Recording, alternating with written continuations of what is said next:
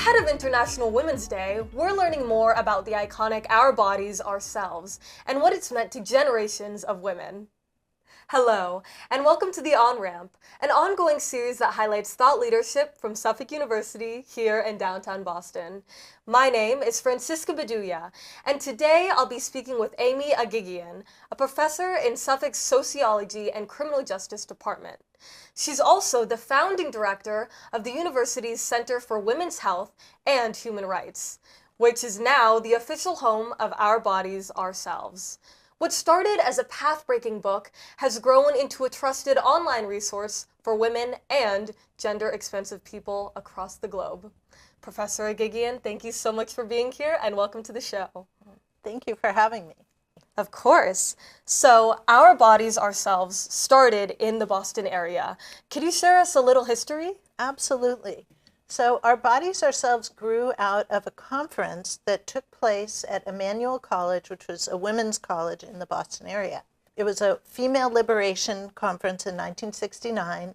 It was mostly college-age students like yourself, and they were talking about many issues related to women's liberation at the time. It was an early conference, and one of the panels was about women's health. And they quickly learned that the people who were at that panel felt very disrespected by their doctors. Most doctors were men at the time, and they were really patronizing, and women who wanted to know about birth control or about anything going on with their bodies were kind of told, sometimes literally, don't worry your pretty little head about it, just take these pills. And so they decided to meet again. They created a group called the Doctors Group where they were trying to find doctors who were actually respectful. And they quickly realized nobody knew one. And so they decided to do their own research. And fast forward to 1970 when they put together their first edition of Our Bodies, Ourselves. It was newsprint. It was stapled.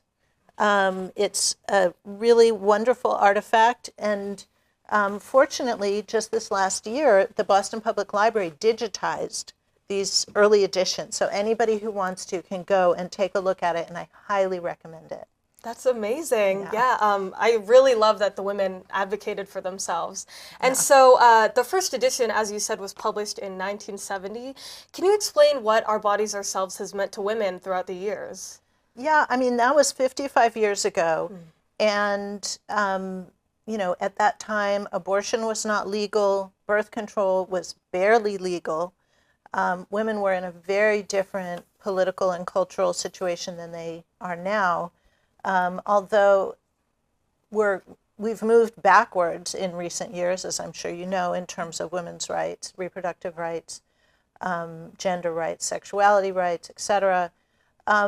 This book was really an important book for so many women. It has sold millions of copies in the U.S. and then across the globe. It's been translated and adapted into 34 different versions by women's groups all over the world. This was not an imposition of the Boston people saying, oh, you need to have that. It was feminist groups all over the world said, we want a version of this. So it just is a place that women could look and find out what's actually going on. This was before the internet. This was when you just couldn't, there was the myth of the vaginal orgasm. Nobody knew their own anatomy, their own, reproductive or sexual anatomy. Violence against women was taboo to speak about. There had not been, being gay or being lesbian was illegal in most states. It was just so this was a revolutionary book that just blew open the whole area of women's authentic, actual health, bodies, sexuality from the perspective of women. Not a medical perspective, but by women, for women. Yeah. And it's had a huge impact on women all over the world. Yeah, I'd assume so. I mean, that sounds just so groundbreaking. How would you say the content has changed over the years? Well, the content changed a lot because there have been a number of editions, even just in the United States. There have been 9 editions over, decades. The last published edition, print edition, was 2011. And I would say, well, one thing you can see is it got thicker. And it really attempted to keep up with the times. So not only did it have more information, medical information, but it also diversified culturally and racially. So the original group of young women who put it together were all white and middle class and heterosexual. And they quickly learned that that was not going to be a strong enough basis for having a book that appealed to everybody. So they diversified the people who were writing it and editing it, and that helped the content get a lot stronger and more diverse as well. Yeah, that's amazing. Yeah. And so now that Our Bodies, Ourselves is entirely online, how has that helped expand access to information and to topics that you can cover? Well, I mean, I would say there are pros and cons of being completely online. I mean, there's nothing like a book, of course, that you can hold in your hands. The internet is how people get how people get their information now. And so it's much harder for a book to have a big impact. Also, with a digital platform, we're able to update it. We're able to keep it, current much more effectively than a book, which only gets a new edition every maybe 7 years. So it's more up to date. It's also free. So you don't have to buy a book. You can just go online and see what's what and use your search engine. What gets lost, though, and what we're starting to hear from a lot of young women over the last year or so, is that the internet is just such a toxic place for so many women. There's so much online misogyny and misinformation and disinformation. A number of people have been asking us to put out a new edition of the book because also they want to just be able to have the privacy of not being tracked. So we know that it's not necessarily private if you're searching for information about, say, abortion. That could potentially be used against you if you're in a state where abortion is banned or severely limited. So, there are pros and cons, but overall, we have been really happy with our ability to reach people all over the world in real time with very up-to-date information. Yeah, and so with all that health misinformation and the existence of social media, how is Our Bodies, Ourselves combating that? We're a counterpoint to that. So we're not actually in the business of trying to shape the social media ecosystem as a whole, but we are committed to putting out information that is evidence-based, that's based on women's and based on the real lived experiences of women and gender-expansive people. And I want to make sure to include that because gender-expansive people are really under attack right now in this country. We are able to be a beacon of evidence-based, public interest, feminist, accurate, up-to-date information, so people can come here and know that we're not trying to sell them anything. We're not trying to indoctrinate them. We're not trying to mislead them. We're not trying to recruit them. We're just providing information for people to help them. Of course. And so why do you think it's so critical for women and for all people to be informed about their rights, their health, and the policies that impact both? Yeah. The political piece of it is very important because we live in, and I'm going to speak as a sociologist here too, there's the medical piece of our bodies is just one piece of our experience of our lives. We need to be able to know how to, what our rights are, how to be empowered, what is realistic for us. And if you don't have that information, you're getting your information about, say, sexuality, you're getting it from porn, you're getting it from religion, you're getting it from the government, which believes that abstinence only should be sex education. There are so many sources.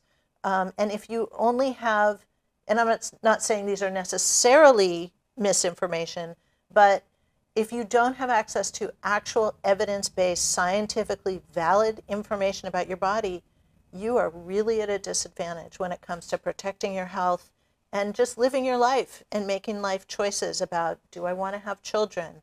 When do I want to have them? Is it normal or is it okay the way that my partner is treating me? You know, is this discharge normal? You know, anything. Is my body normal? You know, there's a lot of there's so many messages that women's bodies are wrong and so much body dissatisfaction. And we really try and normalize, like, you have a body, you're alive, that's a good thing, you know? Yeah. So and also for people to realize, so it's not just a matter of what is the best birth control for me, for example. It's why is it that people are trying to stop me from being able to access birth control, which they are. They are coming for birth control. So that's where the political piece comes into it too. Of course. So there's a lot of important aspects to it. So what would you say you're looking forward most to for the next chapter of Our Bodies, Ourselves? We love that. I mean, I feel so privileged and honored to be able to carry this torch as executive director of Our Bodies, Ourselves. I grew up with this book. My mom had it when I was a kid. It's always been a part of my life. And one of the things that I'm really looking forward to is integrating the voices of young women and gender-expansive people into the way that we move forward. It's not that we are rejecting older women. Of course, older women are extremely important, women across the lifespan and gender-expansive people.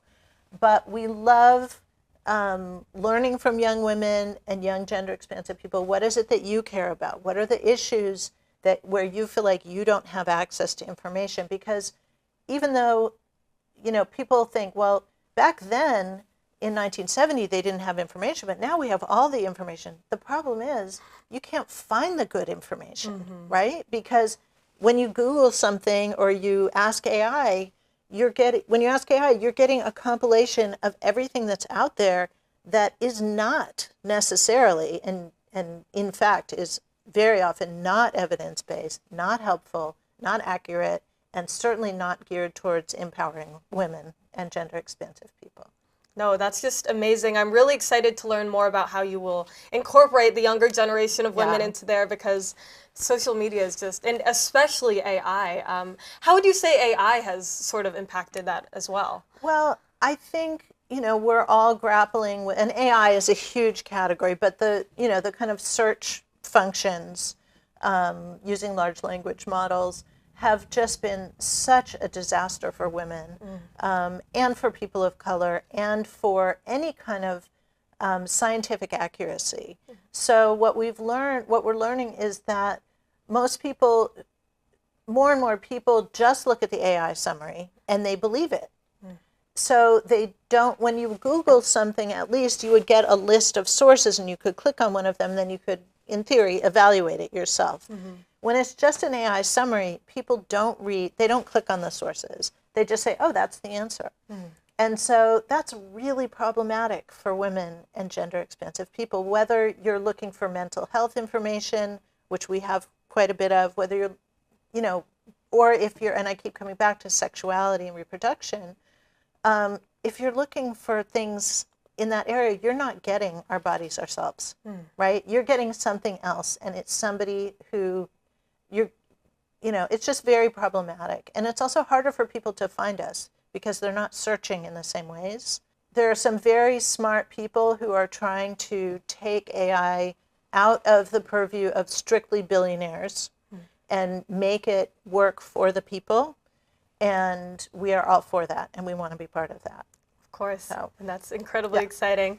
Well, now that everyone can find our bodies, ourselves online, thank you so much for being here. It was wonderful to learn more about it. Well, thank you so much for having me. It was a pleasure. Of course, and thank you for joining us. As always, we'll see you next time on The On-Ramp.